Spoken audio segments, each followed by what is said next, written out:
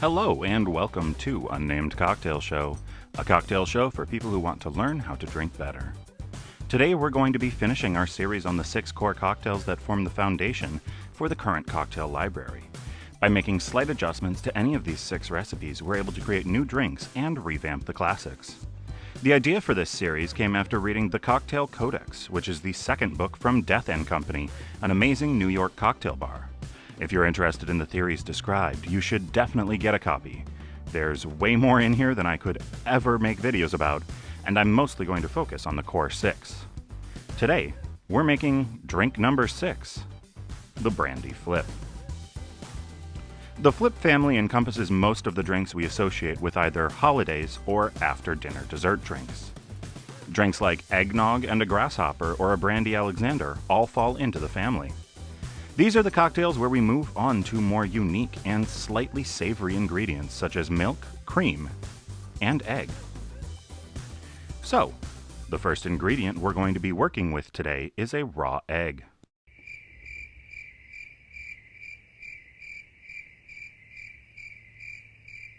I know what you're thinking. Raw egg in a drink? What are you doing? Do you think that you're Rocky? What about salmonella? Well, an important thing to remember is that the primary way that salmonella spreads through eggs is due to eggs that have not been thoroughly washed. Salmonella exists on the shell, not within the egg itself, typically. So as long as you give your eggs a thorough washing before using them in a cocktail, there should be absolutely no issues.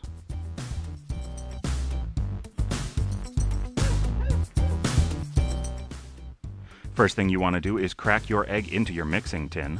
I recommend doing this first so that just in case you get any shell in there, you'll be able to pick it out easily.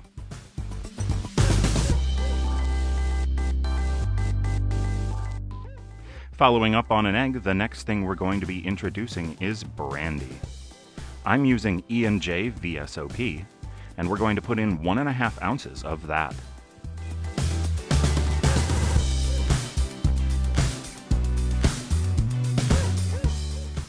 The final ingredient that we're adding is about 3/4 of an ounce of simple syrup.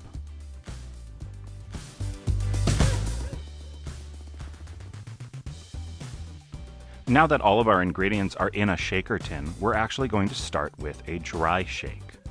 So the reason for a dry shake is when you have ingredients that you want to froth and foam, such as eggs or dairy, you shake without ice first to give them a chance to combine and begin to emulsify before you add ice and then dilute and chill. While you're shaking, make sure to listen to your drink. As you shake, you should hear a change in sound. It'll start to sound lighter and softer. This indicates that you are starting to foam and emulsify your drink. If you feel like you're not getting as much foam as you would like, or you're not hearing as much of a change, you can take the spring off of your Hawthorne strainer and drop it into the tin and shake with that, much like the spring ball in a pre-workout or a protein shake. Once you can hear some of that change, it's time to crack open your tin. Add in a couple of ice cubes, and it's time to shake to chill and dilute.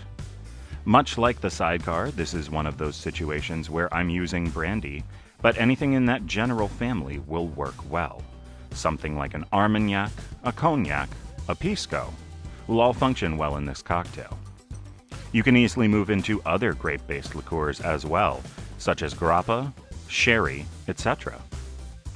Next, we're going to double strain into our glass using a Hawthorne strainer and a tea strainer. I'm using a brandy snifter because it seems like an appropriate choice visual-wise, and also the wide base and narrower mouth will concentrate the aromas of the drink.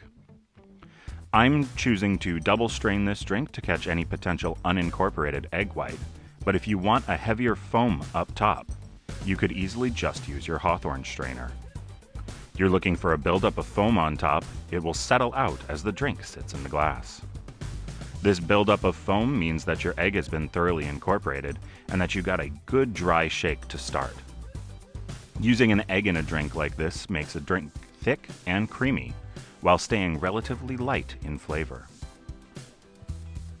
For the garnish, you'll want to use sort of traditional baking spices.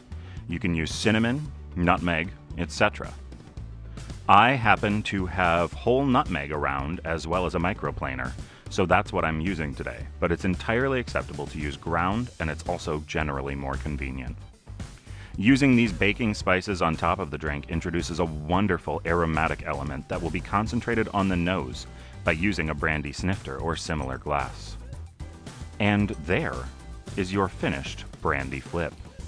Check back later for episodes doubling back and looking at the extended family of the drinks we've made previously.